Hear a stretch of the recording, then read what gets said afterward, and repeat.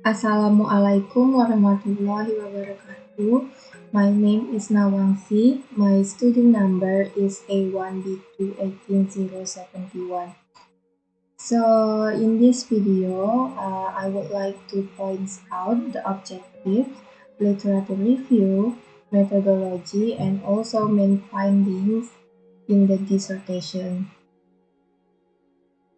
And the title of dissertation that I choose is Comparing Online English Language Learning and Face-to-Face English Language Learning at El Bosque University in Colombia. So this dissertation submit in a partial fulfillment of the requirements for the degree of Doctor of Philosophy at Virginia Commonwealth University. And the author of this dissertation is Martha Luisa Montiel Chamorro. Then it's about objectives of the study. The objective of this study was to determine if there were differences in the English language learning outcomes between online students and students who receive their classes in traditional face-to-face settings at El Bosque University in Bogota, Colombia. And this study basically was designed based on the needs identified by the directives of the Language Center and to respond to a question they have about the comparability of the outcomes in both methodologies. And then this study examined of the following questions. The first one is, do students in an online English language course achieve the same mastery level that students in a face-to-face course? And the second one is, are there differences between online and face-to-face students' reading and listening proficiency scores? And the third, are there differences between online and face-to-face students' writing and speaking proficiency scores? The fourth is about, are there any differences in the learning outcomes between students from different socioeconomic strata? And the last is, how do students in online and face-to-face classes evaluate their class experiences? And the next is about literature review. So the first point in literature review is distance and online education.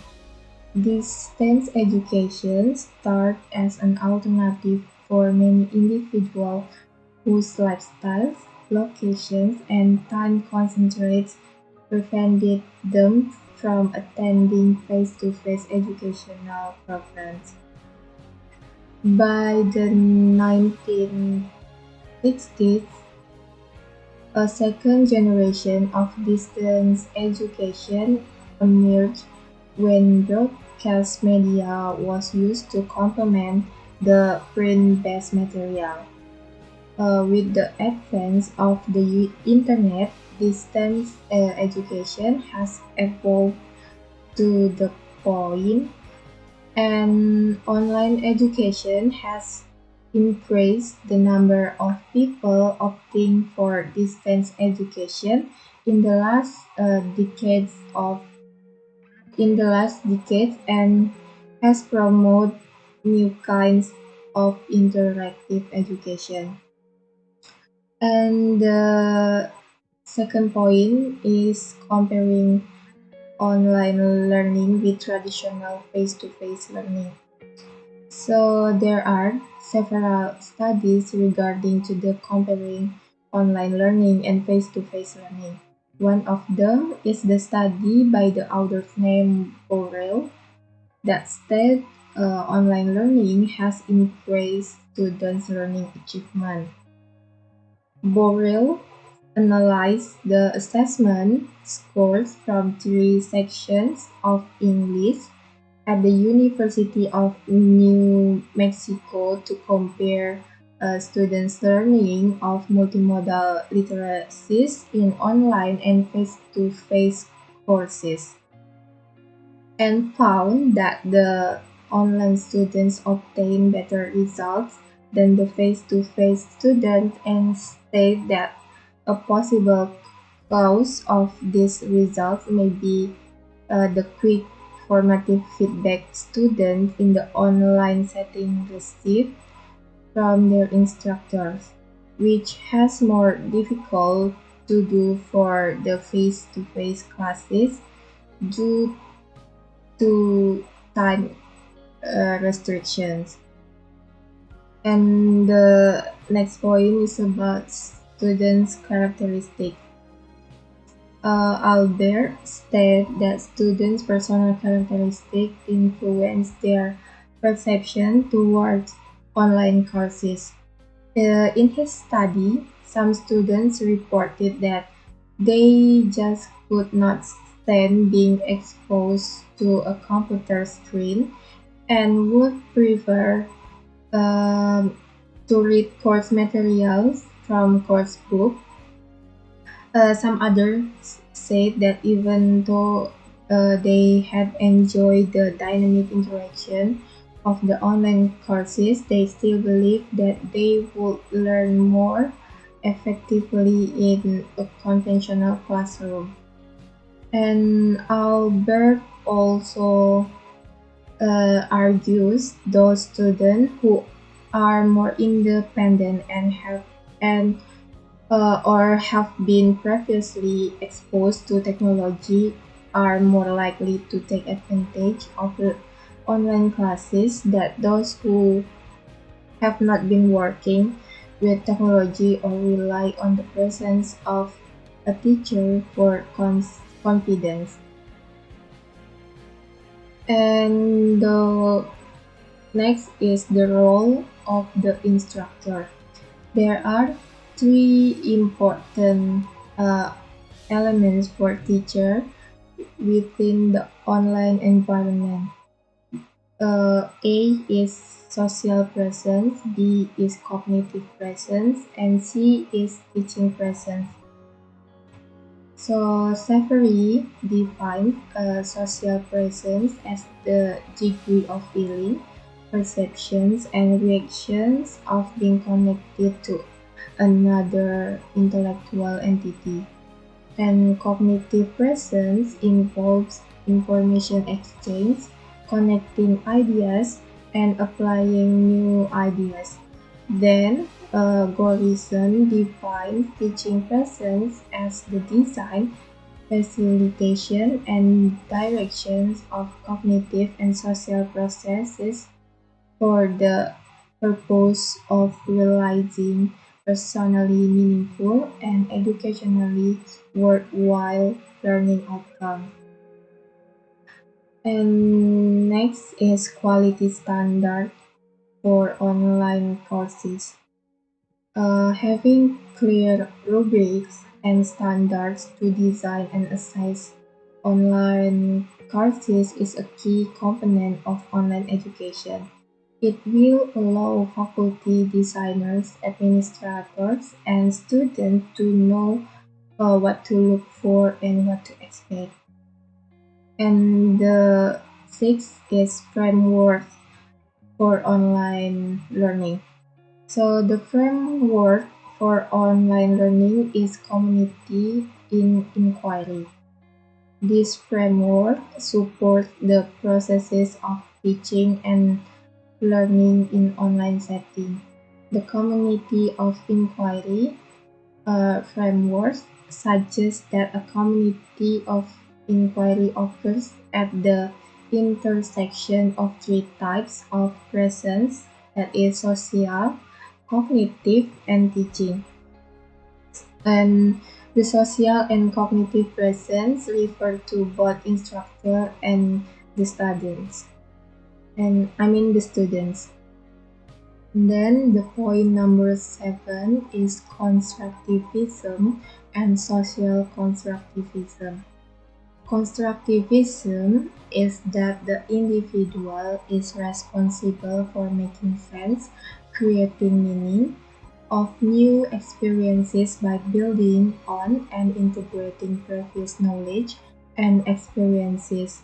Social constructivism is a branch of constructivism where learning is socially supported and there is a central role of collaborative inquiry. And next is about learning a language online. Language learning that takes place fully online via the internet with no face-to-face component within the context of both formal language courses and more informal learning scenarios. And next is about language proficiency. Language proficiency is not just about knowing words, phrases, and verbs, but being able to put those together to form coherent meaning and to use that meaning appropriately to engage in real or realistic communication with other speakers of the language. And the last is about common European framework of reference for languages. The Council of Europe presented that the common European framework of reference for languages, that is learning, teaching, and assessment. And then is methodology of the study. The first point is site and participants. The site for this study is El Bosque University in Bogota, Colombia, and the participants of this study is 72 students to begin in A2 or elementary graduate program. And then the research design of this study, the author used a randomized two groups, pre-test, post-test, comparisons group design, and a qualitative component. This study also used an inductive approach as there are no theories or hypotheses to test, and the research questions were used to guide the procedure. The independent variable was the instructional method. Other variables were also considered, like socioeconomic strata, age, and previous experience with outline courses, instructors, course completion, attendance, and time on course, while the dependent variables were the post-test scores of speaking, listening, reading, writing, and the overall scores of the exam. And the procedure, there are two procedures. The first one is recruitment. To recruit the participants, announcements were posted on social media inviting students to an information session. And the second one is pre-test and class start. So after signing up, all students were scheduled to the international test of English proficiency. And the data collection of this study is data from the pre-test and post-test. And then the data analysis, 5 separate analyses of covariance or uncovered tests were used to determine whether there were significant differences in the learning outcomes of students enrolled in the online classes when compared to the students in the face-to-face classes. data from the learning management system and the course evaluation, which was developed using the TM standards for higher education, were also included in the analysis. And then is limitation and assumption. So limitation of this study have to do with the difficulty of including a larger number of students. Assumptions in this study was that all students would follow the pacing guides and that the time given for the courses was enough for everybody. So the main findings of this study compared the outcomes of students who learn English language online and the students who take face-to-face classes for some purpose at El Bosque University in Colombia. In this study, the outcomes measure is the ITEP exam scores, and then in the slide, the table 2 displays the means and standard deviations of all tests, and then the table 3 is the results of the comparisons of pretest scores by the instructional group, where there were statistically significant differences. There are, like I said before, this study of course all have the research questions. So this is the answer for all of the research questions. The first one is for question number 1. The questions is, do students in an online English language course achieve the same mastery level of the English language as students in a face-to-face English language course? So results show that there was a statistically significant difference in the overall post-test scores between the students who took their classes to face-to-face and those who took them online. You can see in the table 4. And then the questions number 2, are there differences between online and face-to-face students' reading and listening proficiency scores? There was a statistically significant differences in the post-test scores between the face-to-face and the online groups for reading. You can see in the table 5.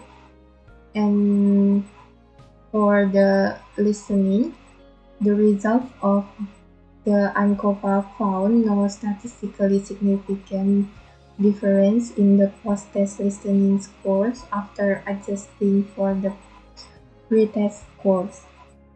And the question number 3, are there differences between online and face-to-face student speaking and writing proficiency scores?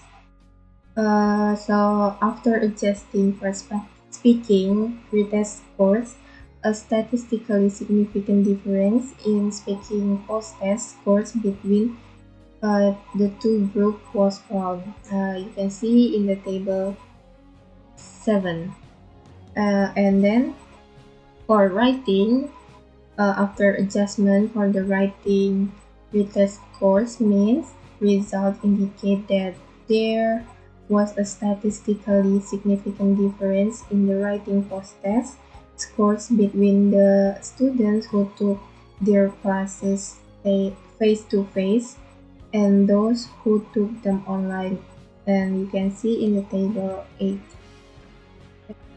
For the question number 4, are there any differences in the learning outcomes between students from different socioeconomic strata?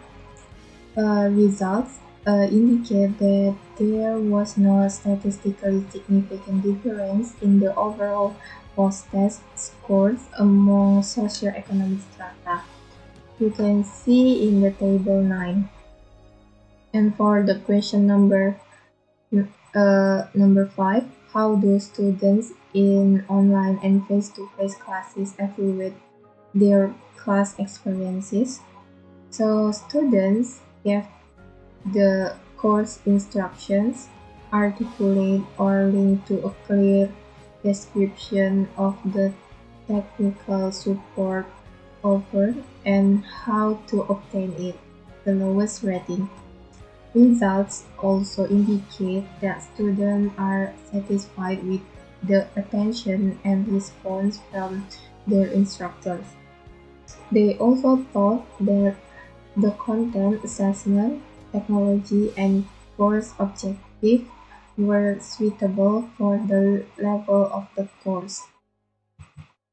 So that's all my video about point out the objective, literature review, methodology, and also main findings in the dissertation. That's all. Thank you. Wassalamualaikum warahmatullahi wabarakatuh.